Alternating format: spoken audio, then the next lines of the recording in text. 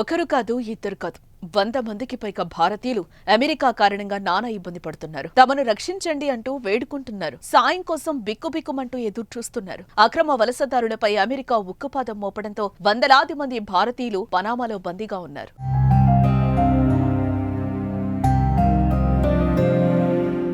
Donald Trump అన్నంత పనే చేశాడు. తమ దేశానికి అక్రమంగా వలస వచ్చిన వారిపై చర్యలు తీసుకుంటామని హెచ్చరించిన అమెరికా అధ్యక్షుడు ప్రమాణ స్వీకారం చేసిన రోజు నుంచే అక్రమ వలసదారులపై చర్యలు కొనసాగిస్తోంది.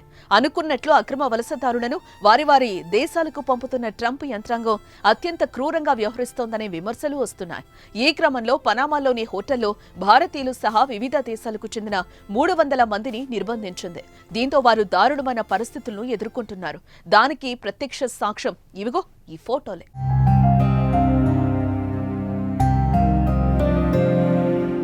హోటల్లో బందీలుగా ఉన్నవారు తమకు సాయం చేయాలని కోరుతూ హోటల్ గదుల్లో నుంచి వేడుకుంటున్నారు. కిటికీల వద్దకొచ్చి అభ్యర్థిస్తున్నారు. ఇందుకు సంబంధించిన ఫోటోలు, వీడియోలు సోషల్ మీడియాలో వైరల్ అవుతున్నాయి. కొన్ని దేశాలకు చెందిన వారిని నేరుగా బహిష్కరించడంలో ఇబ్బందులు ఉన్నందున పనామాను రవాణా కేంద్రం అమెరికా ఉపయోగిస్తోంది. ఈ క్రమంలోనే పనామాతో ఒప్పందం చేసుకుంది. ఇందులో భాగంగానే వలసదారులను పనామాకు పంపి అక్కడి నుంచి వారి దేశాలకు తరలిస్తున్నారు.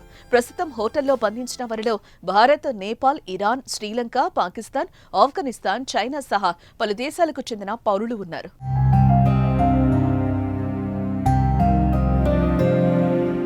ఇక ఈ వార్తలు బయటకొస్తున్న నేపథ్యంలో సోషల్ మీడియాలో జరుగుతున్న ప్రచారంపై పనామా స్పందించింది. అందులో ఎటువంటి నిజం లేదని స్పష్టం చేసింది. పనామా, అమెరికా మధ్య వలస ఒప్పందంలో భాగంగా వారికి వైద్య సహాయం, ఆహారం అందజేస్తున్నామని పనామా భద్రతా వ్యవహారాల మంత్రి ఫ్రాంక్ అబ్రెగో తెలిపారు. అయితే వారి దేశాలకు తిరిగి వెళ్లడానికి సంబంధిత అధికారులు ఏర్పాట్లు పూర్తయ్యే వరకు హోటల్ నుంచి బయటకు వెళ్లడానికి అనుమతి లేదని చెప్పారు.